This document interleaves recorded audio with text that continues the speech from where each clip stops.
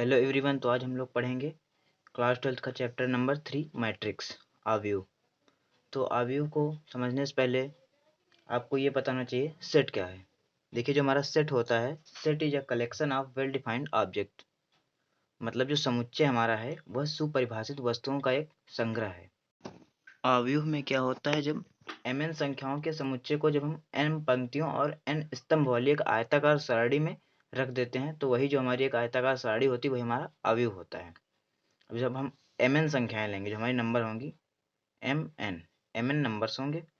m हमारा जो होगा वो रो होंगे, नंबर ऑफ रो, और जो n होंगे नंबर ऑफ कॉलम। ठीक है। अब अगर हम mn नंबर्स का एक सेट है, उसको अगर हम m रो मान लेंगे, n हमारे कॉलम है, इसको एक अगर हम इस प्रकार बड़े ब्रैकेट में नंबर्स को लिखते हैं। अब अगर हम बात करें आव्यूह की कोटि या ऑर्डर क्रम, जो भी,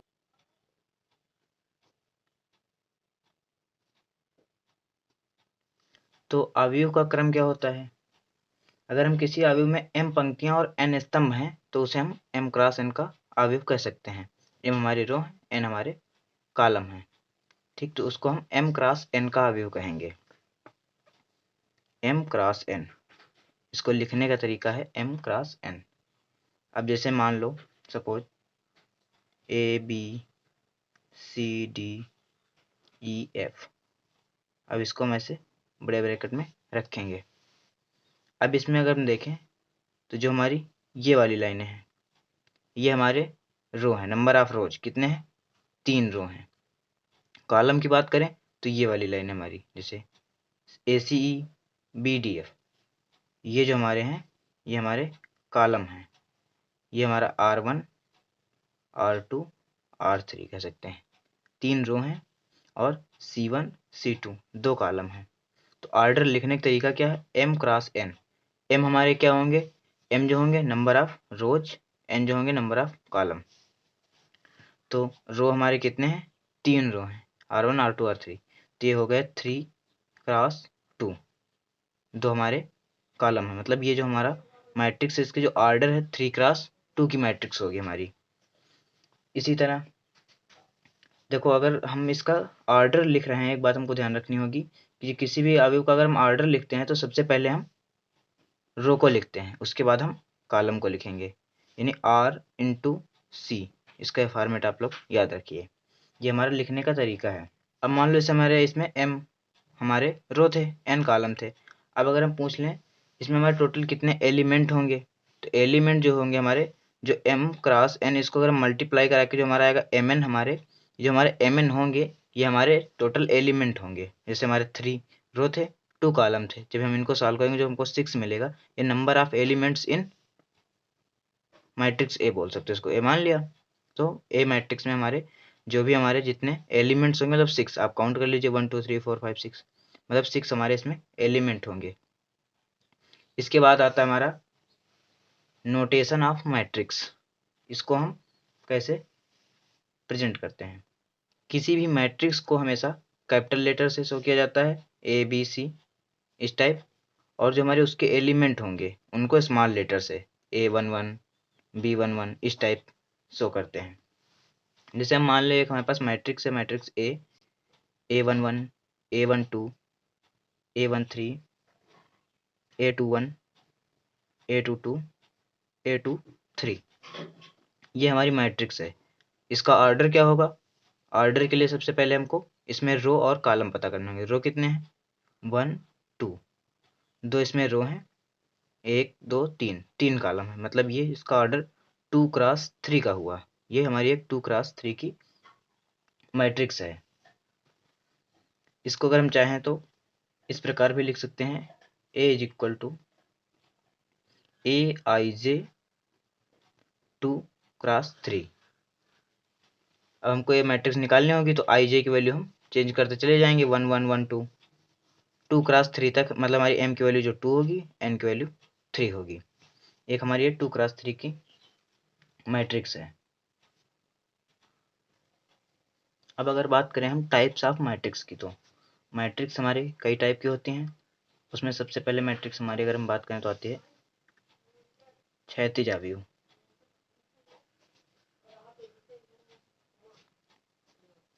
देखिए क्षैतिज अवयव में क्या होता है, क्षैतिज अवयव वो होता है जिसमें हमारे अगर रो की जो नंबर्स हैं और कॉलम के जो नंबर्स हैं, रो के नंबर्स हमारे कॉलम के नंबर से कम होने चाहिए। मतलब जिस अवयव में अगर हम पंक्तियों की संख्या स्तंभों की संख्या से कम होती है वही हमारा क्षैतिज अवयव होता है।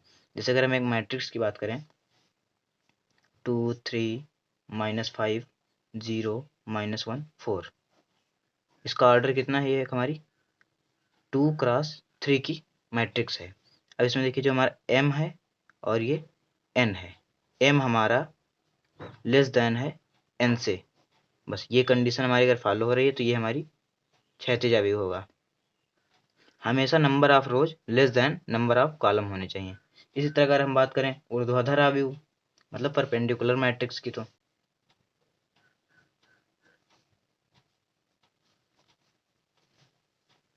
इसमें क्या होता है, जिस अवयव में अगर हमारी पंक्तियों की संख्या स्तंभों की संख्या से अधिक हो जाती है, यहाँ पर हमारा उल्टा हो जाएगा, पंक्तियों की संख्या स्तंभों की संख्या से अधिक हो जाती है, मतलब m ग्रेटर देन n हो जाए, number of rose greater than number of column हो जाए। अगर इसमें कैसे होगा, नंबर ऑफ रोज हमारे ज़्यादा होने चाहिए कॉलम से, तो इसको अगर हम चाहें तो लिख दें 2 3 -5 0 -1 4। इस मैट्रिक्स की अगर आप बात करें तो इसमें रो कितने हैं हमारे 1 2 3, 3 रो हैं, कॉलम 1 2 2 कॉलम है, मतलब ये 3x2 की हमारी मैट्रिक्स है। तो यहाँ पर साफ साफ दिख रहा है जो हमारा m है, अगर इसको हम m क्रॉस n से कंपेरिजन कराएं तो m जो हमारा है वो हमारा ग्रेटर देन है n से। ये हमारे ऊर्ध्वाधर अवयव के लिए ये कंडीशन होनी चाहिए, हमारा m जो है n से बड़ा होना चाहिए। अब एक आता है हमारा वर्ग अवयव, स्क्वायर मैट्रिक्स जिसे बोलते हैं। वर्ग अवयव में क्या होता है, वर्ग अवयव में अगर हमारे जो अवयव हैं वो उसमें पंक्तियों और स्तंभों की संख्या बराबर हो जाती है तो उसे हम वर्ग अवयव कहेंगे। जो हमारे मतलब रो हैं कॉलम है, अगर उनका नंबर्स इक्वल हो गए, जितने रो हैं उतने ही कॉलम होने चाहिए, तभी वो हमारा वर्ग अवयव यानी स्क्वायर मैट्रिक्स होगी।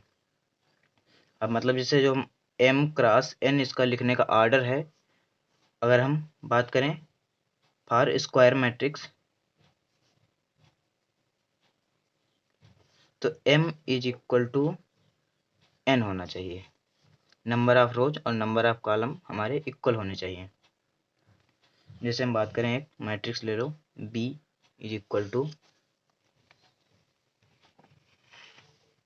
1 2 3 4, ये हमारी जो मैट्रिक्स है 2x2 की मैट्रिक्स है। यहाँ पर जो हमारा m है और जो n है दोनों इक्वल हैं, m is equal to n, यानी ये हमारी एक स्क्वायर मैट्रिक्स है। अब आगे बात करें अगर तो पंक्ति अवयव या सदिश, पंक्ति सदिश, जिस अवयव में केवल एक पंक्ति होती है उस पंक्ति अवयव कहते हैं। कह सकते हो जैसे मतलब एक ही रो हमारी होनी चाहिए। जैसे एक हमारी मैट्रिक्स अगर हम मान लो 1x3, ठीक 1x3 की अगर हम मैट्रिक्स लें, यहाँ पर m हमारा क्या है 1 है, n हमारा क्या है 3 है, m काहे को रिप्रेजेंट करेगा, m हमारा रो को रिप्रेजेंट करेगा और n हमारा कॉलम को। ठीक, तो जो हमारा रो है वो हमारा 1 है, क्योंकि हमारा जो नंबर ऑफ रो होना चाहिए वो हमारा एक ही होना चाहिए। जैसे एक मैट्रिक्स अगर 1 2 3, तो ये मैट्रिक्स 1x3 की मैट्रिक्स है, देखो 3 कॉलम है इसमें और एक ही रो है, तो ये हमारी हो गई पंक्ति अवयव, कह सकते हो पंक्ति अवयव या पंक्ति सदिश।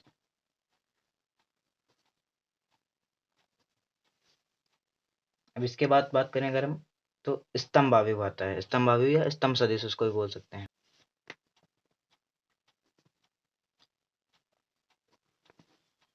स्तंभ अवयव में क्या होता है, उसमें केवल हमारा एक ही कॉलम होगा, रो चाहे जितने हो लेकिन कॉलम हमारा एक ही होना चाहिए, मतलब वो हमारा एक स्तंभ टाइप बना है कुछ।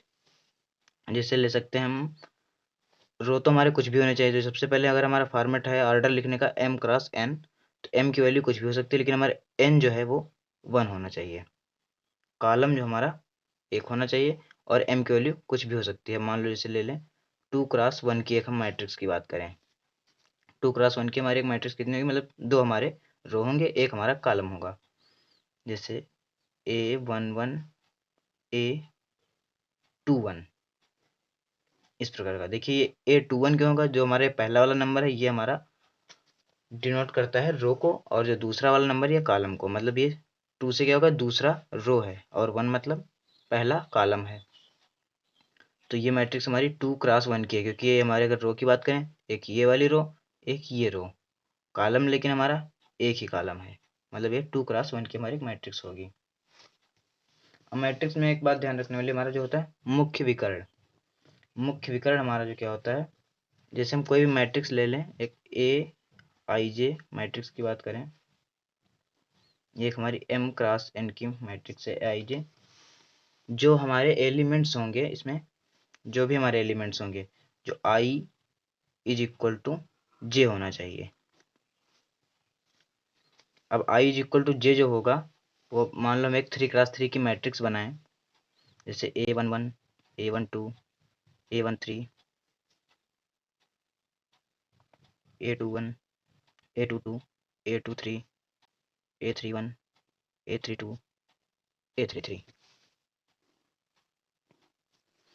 ये एक हमारे 3x3 की मैट्रिक्स है, ए आई जे 3x3 की मैट्रिक्स है। अब हमारा जो मुख्य विकर्ण वो होगा जहाँ पर हमारे i इज इक्वल टू जे की कंडीशन सेटिस्फाई हो रही है। जैसे हमने i 1 रखा तो जे भी 1 रखें। जब हम i j की वैल्यू 1 रखेंगे, यानी a i j की वैल्यू 1 रखेंगे, तो 1 1 यानी A11 ये वाला एलिमेंट हमारा। उसके बाद फिर अगर i की वैल्यू हम 2 रखें तो A22, क्योंकि जे भी हम 2 रखेंगे यानी A22। फिर i की वैल्यू अगर हम 3 सेलेक्ट करें तो j की वैल्यू भी हमारी 3 होगी, क्योंकि हम इक्वल लेके चल रहे हैं। किसके लिए, मुख्य विकर्ण के लिए।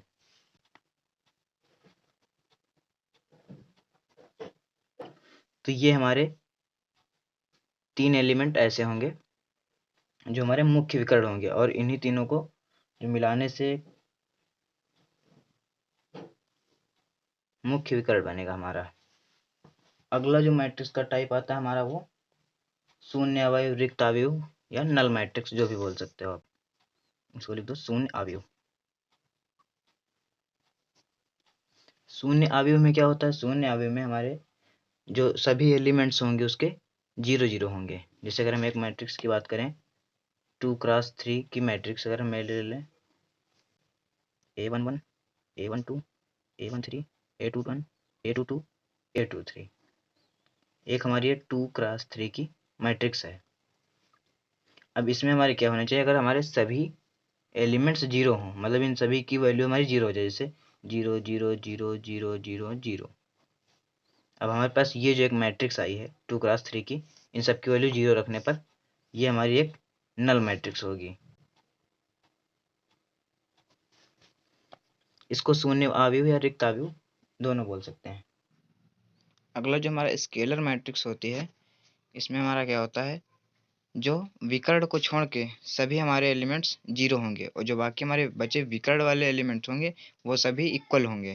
जैसे B I J is equal to 0 जब I does not equal to जे।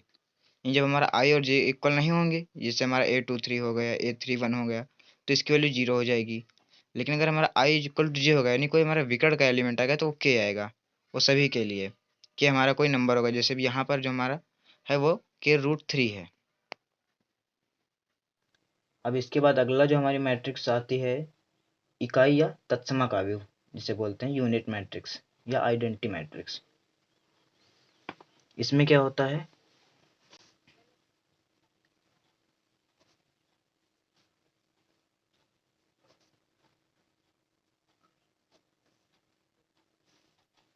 इकाई अवयव मतलब एक हमारा ऐसा अवयव होता है जिसमें एक हमारा जो मुख्य विकर्ण होगा उसके जो एलिमेंट होंगे 1 होंगे, बाकी एलिमेंट हमारे 0 होंगे। वही हमारा एक यूनिट मैट्रिक्स बोल सकते हो उसको। जैसे अगर हम मैट्रिक्स की बात करें 1 0 0 0 1 0 0 0 1। अब इसमें जो हमारा मुख्य विकर्ण है ये वाला, इसे हम मुख्य विकर्ण बोलते हैं। ये हमारे एक 3x3 की मैट्रिक्स है। इसके जो एलिमेंट है, तीनों एलिमेंट 1 है और बाकी के जो बचे हुए एलिमेंट हैं वो हमारे 0 हैं। तो इसको हम इकाई या तत्समक अवयव बोल सकते हैं।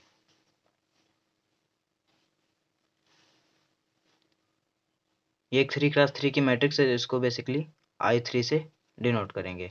2x2 की होगी तो I2 से। देखिए मुख्य विकर्ण जो हमारा उन्हीं मैट्रिक्स में पॉसिबल होगा जो हमारी एक स्क्वायर मैट्रिक्स होंगी। ठीक है, स्क्वायर मैट्रिक्स का ही मुख्य विकर्ण बनेगा, नहीं तो मुख्य विकर्ण बनेगा ही नहीं। नेक्स्ट टाइप मैट्रिक्स की अगर हम बात करें तो आता है विकर्ण अवयव।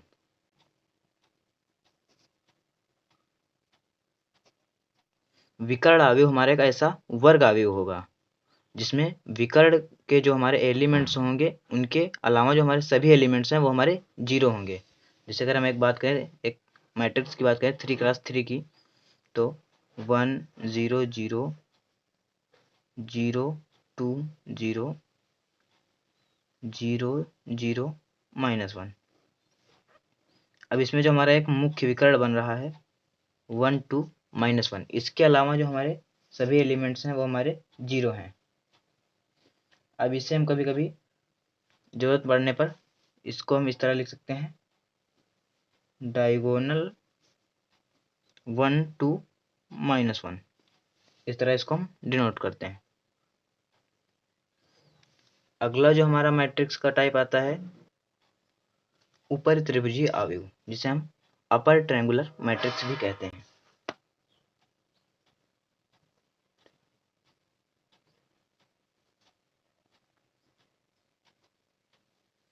अपर ट्रायंगुलर मैट्रिक्स में हमारा क्या होता है, पहले जो हमारा मुख्य विकर्ण होगा इसके नीचे के, मुख्य विकर्ण के नीचे के जो सारे एलिमेंट होंगे वो 0 होंगे। मतलब जो हमारा अब मुख्य विकर्ण के सारे नीचे के जो हमारे एलिमेंट 0 होंगे तो उसके ऊपर एक हमारा ट्रायंगल बनेगा। देखिए कैसे, जैसे एक मैट्रिक्स का हम बात करें 1 -1 5 0 3 7 0 0 4। अब देखिए जो हमारा एक 1 3 4 ये हमारा मुख्य विकर्ण है। अब इसके नीचे के सारे एलिमेंट 0 हैं, तो अगर हम देखें तो ये हमारा एक ट्रायंगल बन रहा है, तो ये और ऊपर की तरफ बन रहा है, इसलिए इसको अपर ट्रायंगुलर मैट्रिक्स कहते हैं। अब इस तरह अगले टाइप की बात करें, ये हमारा लास्ट टाइप है निम्न त्रिभुजीय अवयव।